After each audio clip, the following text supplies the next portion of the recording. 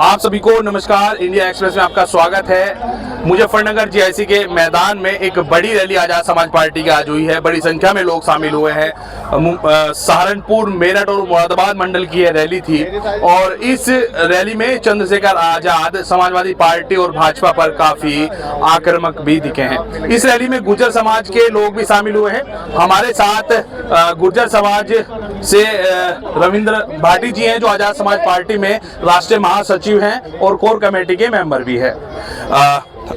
भाटी जी से बात कर लेते हैं। भाटी जी, आज आप गुर्जर समाज के लोगों के साथ रैली में शामिल हुए हैं। क्या तस्वीर इस रैली के बाद आपको बनती हुई दिख रही है? देखिए, ये रैली नहीं, एक क्रांति है मेरा मानना है, और एक ये परिवर्तन होने जा रहा है उत्तर प्रदेश में, देश की राजनीति में। और यदि पश्चिम की राजनीति का सिनेरियो करें तो यहाँ दलित मुस्लिम के साथ पिछड़ों की बड़ी संख्या है, और पिछड़ों में भी देखा जाए तो जाट, गुजर और पाल, कश्यप, ओबीसी की जातियाँ निर्णायक भूमिका में है। और यदि ये तीनों जातियाँ यहाँ मिल जाएं, दलित मुस्लिम 40% बैठता है, और पिछड़ों में जाट, गुजरों में, पाल, कश्यप, प्रजापतियों में यदि गुजर समाज भी, जाट समाज भी मिल जाए तो कुछ बचता नहीं है।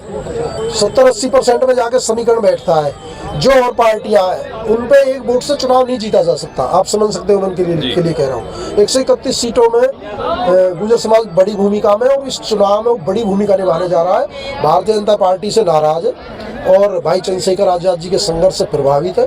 समय समय पर जब जब उनको जरूरत पड़ी है, इन्होंने पूरी ताकत के साथ समाज का साथ दिया है। तो इस बार आप देख लेना, पश्चिम की इससे राजनीतिक शुरुआत होती है। तूफान लखनऊ तक जाते जाते आंधी तूफान बन जाती है। पहली सीट भी सहारनपुर है और यहीं से गिनती शुरू होती है, यहीं से चुनाव शुरू होता है। तो आने वाला दौर दलित, पिछड़े और मुसलमानों के गठजोड़ का है। और ये किसान, कमेरों का, गरीबों का, मजदूरों का रैली के साथ साथ एक उनके मुद्दों का आह्वान भी था कि आप कहते यहीं सुरक्षित रह सकते हैं। आपकी लड़ाई को चंद्रशेखर भाई के नेतृत्व में लड़ा जा सकता है। तो गुर्जर समाज की भाजपा से क्या नाराजगी है? ये तो समय पता है। गुर्जर समाज से कुछ ज़्यादा ही नाराजगी, बीजेपी कुछ ज़्यादा ही उन पे कभी उनके आरक्षण को छीन लेती है, कभी 73 गुर्जरों पर गोली चलवा देती है, कभी उनके महापुरुषों पर कालिक पोत देती है, कभी उनके महापुरुषों को टीनों में कैद कर देती है, कभी पंचायत करते तो मुकदमा लगा देती है, कहीं बोर्ड लगाते तो परमिशन के बिना कोई अपनी महापुरुषों को याद नहीं कर सकता, पुण्यतिथि नहीं मना सकता। तो आज गुर्जर समाज ने देख लिया। और राजनीतिक हिस्सेदारी की बात करें तो कोई इतनी संख्या होने के बावजूद ना तो प्रदेश में कोई कैबिनेट मंत्री है, ना हरियाणा में बराबर का स्टेट है, ना राजस्थान में कोई कैबिनेट मंत्री है, ना कोई कभी राज्यपाल बनाया, ना कोई कभी उपराष्ट्रपति बनाया, ना मुख्यमंत्री बनाया, ना उप मुख्यमंत्री बनाया।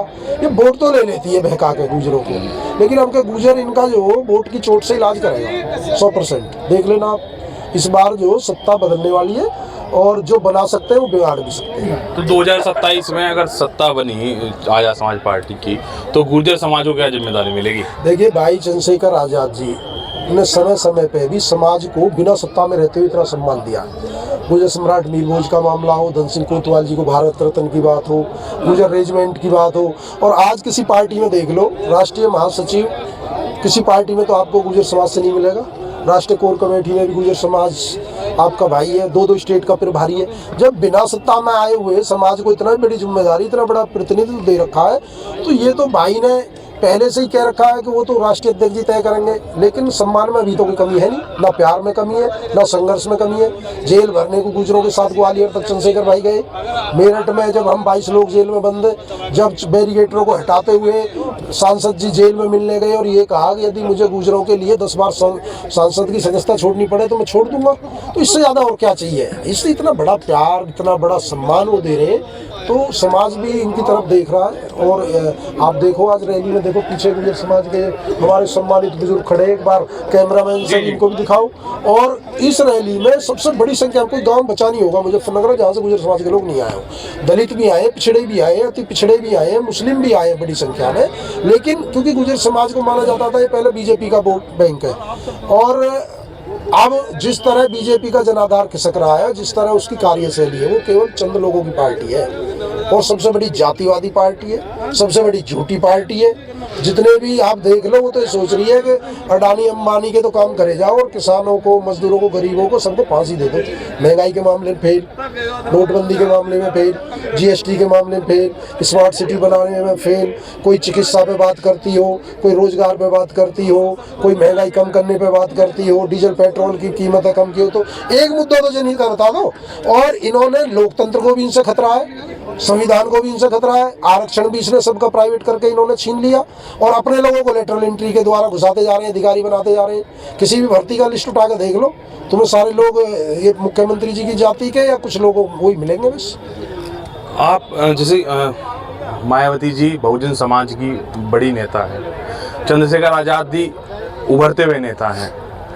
जिस गठजोड़ की आप बात कर रहे हैं, दलित मुस्लिम और पिछड़ों का गठजोड़, उसी गठजोड़ की बात ही समाजवादी पार्टी कर रही है। तो आपको नहीं लगता कि वोटों का बंटवारा होगा और सीधा फायदा भाजपा को मिलेगा? आप ये बताओ, समाजवादी पीडीए का नारा देती है, समाजवादी का विपक्ष का नेता कौन है? तो पीडीए केवल बातों से थोड़ी बनेगा, पीडीए तो जमीन पे भी बनाना पड़ेगा। और अच्छा सा नारा स्लोगन कोई भी दे सकता है, विचार कोई भी रख सकता है, लेकिन जो जमीन पर लड़ेगा। एनआरसी के मामले में जेल कौन गए? अखिलेश जी तो नहीं गए, चंद्रशेखर भाई गए। आजम खान के मामले में हमारी पार्टी के राष्ट्रीय अध्यक्ष 2 बार जेल गए मिलने, मंचों से भी मीडिया के सामने बात उठाई। डॉक्टर काफिल का मामला, जिन्हें फर्जी केस में जो गोरखपुर में जो बच्चे अस्पताल वाले मामले में शहीद हुए थे या एक्सपायर हुए थे, उसमें डॉक्टर काफिल को जेल भेज दिया, वो चंद्रशेखर भाई ने मामला उठाया। मौलाना साद जी का उठाया। कोरोना मामले में जब मरकज को निशाना बना रहे थे, मुसलमानों की वजह से कोरोना फैल रहा है, जब भाई चंद्रशेखर आजाद जी ने वकालत करी। नासिर जुनैद को हरियाणा से उठा के, राजस्थान से उठाकर हरियाणा में जिंदा जला दिया गाड़ी में। बजरंग दल हिंदू वाहिनी कौन थे, उनकी आवाज़ उन्होंने उठाई, चंद्रशेखर भाई ने। तो इन पार्टियों को तो वोट दिया मुसलमानों ने, वो क्यों नहीं उठाते आवाज़? और चंद्रशेखर भाई के ना तो अभी प्रदेश में सरकार, ना स्टेट में सरकार, ना केंद्र में सरकार, फिर वो इनकी लड़ाई लड़ रहे हैं। तो ये सब लोग देख रहे हैं और सब महसूस कर रहे हैं कि जो आदमी नहीं डर रहा मुकदमों से, जेल जाने से नहीं डर रहा, और जिन पर गोली भी चल रही है फिर भी नहीं रुक रहा। आप ये बताओ, देश में कोई नेता बता दो भाई जी, यदि इस पर गोली चल जाए तो 1 साल तक घर से बाहर निकलेगा। चंद्रशेखर भाई जी 5 दिन बाद मैं भी उनके साथ गया था भरतपुर रैली में, 700 किलोमीटर एम्बुलेंस में लेट कर गए थे, लेकिन लोग कहीं ये ना सोचे कि ये चंद्रशेखर भाई हमले की वजह से हमारे बीच नहीं है, जबकि ब्लड निकल रहा था। तो ऐसा नेता रोज रोज थोड़ी पैदा होते हैं, ये तो बहुजन महापुरुष हैं। बाबा साहब के और काशीराम साहब के मिशन के असली वारिस तो भाई चंद्रशेखर आजाद है। चांदी की चम्मच से जो पैदा हो रहे हैं वे थोड़ी है, उन्होंने संघर्ष ही नहीं देखा। वो संघर्ष क्या होता है, क्या जेल होती है, क्या मुकदमे होते हैं, लोगों के लिए कैसे लड़ा जाता है, वो तो विरासत से लोगों को चीज़ें मिल रही हैं, तो उसकी राजनीति चल रही है। लेकिन आज़ाद समाज पार्टी, भीम आर्मी, हमारे राष्ट्रीय अध्यक्ष जी सभी पार्टियों को काम के दम पर, संघर्ष के दम पर राजनीति करना सिखा देंगे। ये जो एसी में बैठ कर दिल्ली में पूरे 5 साल मजे मारते हैं ना नेता, अब सब जनता के बीच में आना पड़ेगा, उनकी बात करनी पड़ेगी, उनके मुद्दे उठाने पड़ेंगे। आप, क्योंकि हमारी पार्टी ने एक विकल्प दिया लोगों के सामने, ईमानदार कर्मठ संघर्षशील लोग राजनीति में आ गए, धन्ना सेठों की राजनीति खत्म करनी है, बिना पैसा दिए लोगों को टिकट देकर मजबूती से विधानसभा लोकसभा भेजने का काम करें। रोहिणी घावरी का नाम तो आपने भी सुना ही होगा जी। वो कह रही है कि चंद्रशेखर आजाद तो बीजेपी के लिए काम करते हैं। अच्छा, आप कौन किसके लिए कह दे, हम कह दें कि आप बीजेपी के लिए काम कर रहे हो पत्रकार बंधु, तो ये बात सब थोड़ी हो जाएगी। बीजेपी के खिलाफ सबसे ज़्यादा लोकसभा में चंद्रशेखर भाई लड़ रहे हैं, सड़क पे भी लड़ रहे हैं। आज पुलिस ने हमारी गाड़ी नहीं आने दी, बसें रोक दी, बीजेपी का ही जो शासन है। और यदि 10-10 किलोमीटर दूर गाड़ी ना रोकी होती तो कितनी भीड़ और यहाँ होती। मुकदमे किसकी सरकार में गए, लगे चंद्रशेखर भाई पर, हमला किसकी सरकार में हुआ, जेल एनआरसी में किसकी केंद्र में सरकार है, एनआरसी में जेल गए। रविदास मंदिर वाले मामले में 2 महीने तिहाड़ जेल में किसकी सरकार है। दिल्ली में पुलिस ने पूरी रात राष्ट्रीय अध्यक्ष जी पे यातनाएं दी, रविदास मंदिर वाले आंदोलन में किसकी सरकार है। फिर भी यदि लोग, कुछ लोग इस तरह कहते हैं तो हम इन चीज़ों पर ध्यान नहीं देते, हम अपने काम पर ध्यान देते हैं। देखो, सरकारें चाहे बीजेपी हो चाहे हो, जो लोग उनकी बी टीम के रूप में काम कर रहे हैं उन्हें सुविधा देते हैं, और सुविधा भी इस तरह की है कि वो खूब तो रैली करो, ना परमिशन भी मिल जाती है, ना कहीं आंदोलन पर रोक है, नहीं उनकी सभाएं पर रोक है, नहीं उन पर कोई मुकदमा लगता है, चाहे वो कितनी हेट स्पीच दे ले, कितनी बड़े बयान दे ले देश के खिलाफ, उन पर कोई कार्रवाई नहीं होती।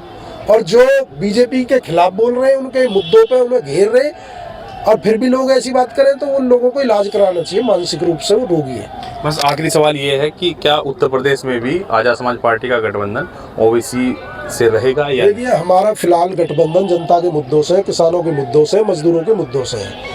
और जिन लोगों का प्राइवेटाइजेशन के हिसाब से आरक्षण छीना गया है उन लोगों के हक अधिकार दिलाने, उनको संविधान द्वारा जो अधिकार मिले उस लड़ाई से है। तो हम जनता के काम पर ध्यान दे रहे हैं। चुनाव के समय पर राष्ट्रीय कोर कमेटी टीम, राष्ट्रीय अध्यक्ष जी ये तय करेंगे कि हमें किस तरह गठबंधन में जाना है, अकेले लड़ना, ये भी उसमें बहुत समय है। अभी तो हम काम पे ध्यान दे रहे हैं और डेली काम करते हैं। कोई दिन ऐसा नहीं है जिस दिन पार्टी के लोग मेहनत ना करते, संघर्ष ना करते।